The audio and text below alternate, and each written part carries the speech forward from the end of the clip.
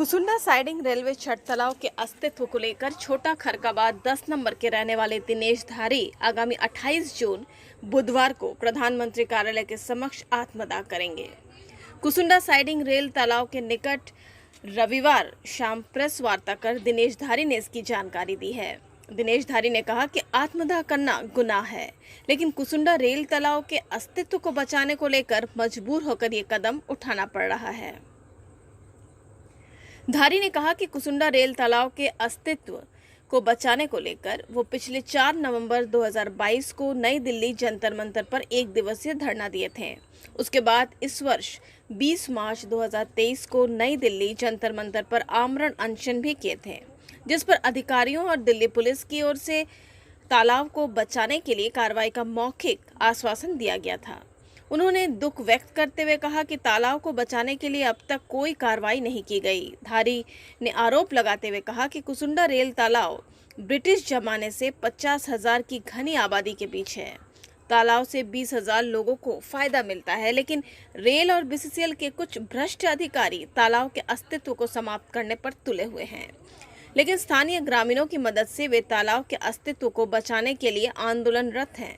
उन्होंने प्रधानमंत्री सहित रेल और बीसीसीएल अधिकारियों से कुसुंडा रेलवे छठ तालाब का साफ सफाई के साथ सौंदर्यीकरण, कुसुंडा रेलवे साइडिंग छठ तालाब के अस्तित्व को बचाने के लिए प्रधानमंत्री से मिलने का समय देने और कुसुंडा रेलवे तालाब का गैर कानूनी ढंग से पानी के उपयोग पर रोक लगाने की मांग की है।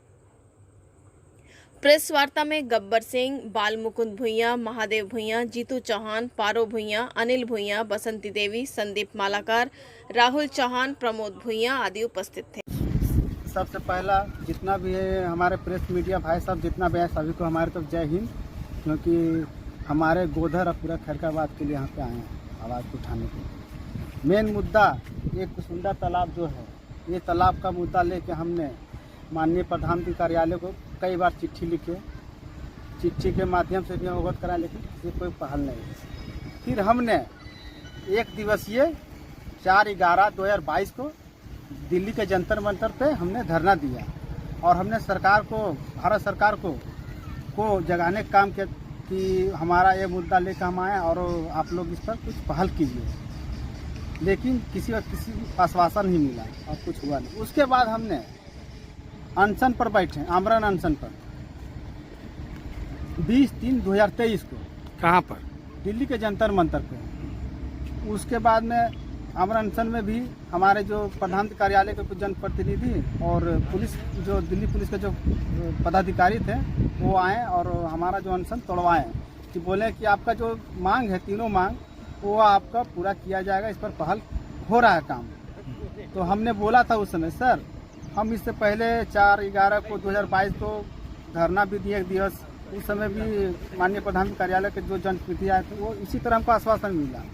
फिर उसी तरह आप लोग अभी आए हैं अनशन तोड़वाने के लिए। हम अनशन क्यों तोड़ेंगे? हम जब तक मेरा मांग क्यों नहीं, हम तो अनशन नहीं तोड़ेंगे।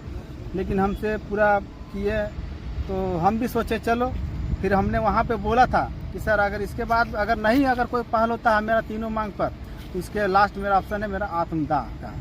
तो उसी 28/6/2023 को दिन बुधवार, टाइम 12 बजे दोपहर और जगह प्रधानमंत्री कार्यालय के पास में आत्मदाह करने जा रहे हैं।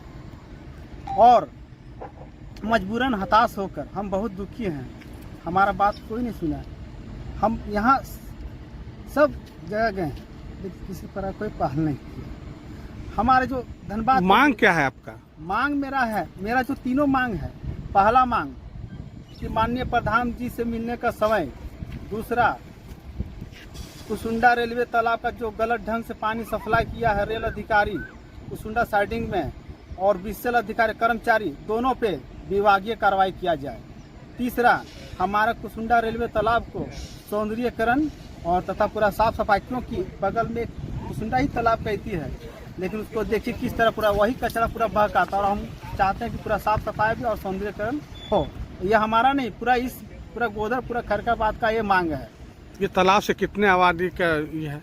कम से कम 50,000 और गांव कम से कम 20 गांव इससे है। इसको यूज करता है पानी। तो माने आपका मांग अभी तक पूरा नहीं हुआ? अभी तक कितना पूरा दिन नहीं होने है। के बाद? हम 3 साल से लड़ाई लड़ रहे हैं।